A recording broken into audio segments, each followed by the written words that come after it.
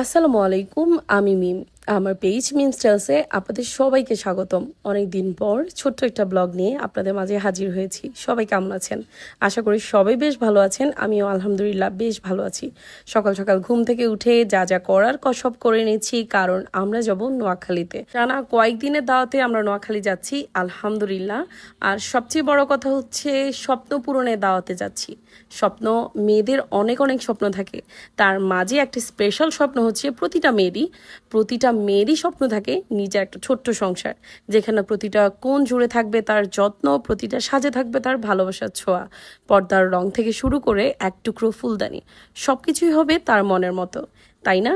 এই যে চলে আসলাম আমাদের বান্ধবীর বাসায় চৌমনিতে, আর এত এত নাস্তা রেডি করেছে আমাদের জন্য বলার বাইরে। তার নতুন বাড়িতে উঠেছে বলে আমাদেরকে দাওয়াত করেছে, আর পৌঁছে আমরা নাস্তা করে তারপর আমি বাচ্চাদেরকে একটু চুল টুল বেঁধে দিচ্ছি, আর সবগুলো দুষ্ট অনেক মজা করছে। আসুন পরিচয় করিয়ে দিই।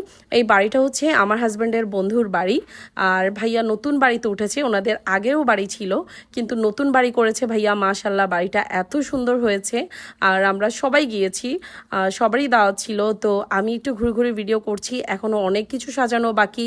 সব কিছুই ভাবি তার মন মতো সাজাবে, তার মাঝে একটু ভিডিও ক্লিপ আমি নিচ্ছি। এই যে এখানে ভাবি আছে, সত্যি অনেক অনেক কষ্ট করেছে তারা আমাদের জন্য। আমরা যাওয়ার পর এত এত নাস্তা দিয়েছিল, নাস্তা করে সবাই বসে গল্প করছিলাম। এক একজনের মতো বিজি। কেউ হচ্ছে ফোন দেখছে, কেউ হচ্ছে চায়ের আড্ডায় ব্যস্ত, কেউ টিভি দেখছে, বাচ্চারা বাচ্চাদের মতো খেলাধুলা করছে।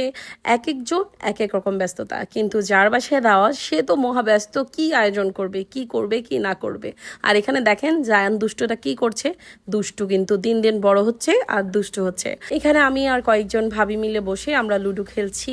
আমার কাছে ফোনে বা ট্যাবের মধ্যে লুডো খেলতে ভীষণ বিরক্ত লাগে। তারপর কিছুক্ষণ খেলেছিলাম, তারপর ভাইয়াদের খাওয়া দাওয়া শেষ, এবার আমরা খাবো। আর ভাবি এর পরের দিনের জন্য কত বড় একটা পাতিলে করে গরুর মাংস বসিয়েছে। তার গরু মাংস রান্না ভীষণ মজা, আর রবিন ভাইয়ের স্পেশালি গরু মাংস ছাড়া কিছুই খেতে পারে না, তাই তো ভাবি একটু বড় হাঁড়িতে করে রান্না বসিয়েছে। আর সনির বড় বোনের জন্য অনেক অনেক দোয়ার ভালোবাসা। আপু আমাদের জন্য এত এত কষ্ট করেছিল বলার বাইরে। আর ঘর শুধু ইট পাথর দিয়ে তৈরি হয় না, একজন নারীর স্বপ্ন, ভালোবাসা, অনাগত ছোট ছোট যত্নের পর একটি ঘর সত্যিকারী সংসার হয়ে ওঠে। আমার সাথে কে কে একমত অবশ্যই জানাতে ভুলবেন না। এদিকে রান্নাবান্না সব শেষ, অন্যদিকে অন্যান্য ভাবিরা সবাই এক একে সবকিছু টেবিলে সাজিয়ে দিচ্ছে। আর এখানে আমাদের সুরভি ভাবি একটু কমলাও সাজিয়ে দিয়েছে। যারা ভাত খেতে খেতে বিরক্ত হয়ে যাবে, যাদের একটু টকের দরকার, তারা একটু কমলাও খেয়ে নিতে পারবেন। Jokes of part.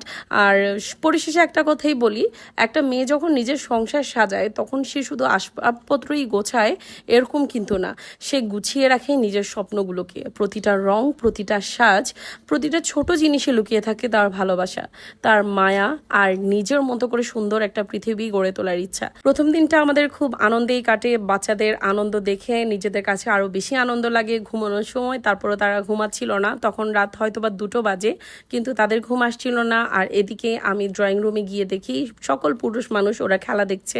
কি আর করার, আমরা সব ভাবিরা আবার একসাথে হয়ে আমরা লাইট অফ করে বসে বসে গল্প করছিলাম। এভাবেই আমাদের সেই দিনটা কেটে যায়। সবাই ভালো থাকবেন। নেক্সট ভিডিও দেখার আমন্ত্রণ রইল। আল্লাহ হাফেজ।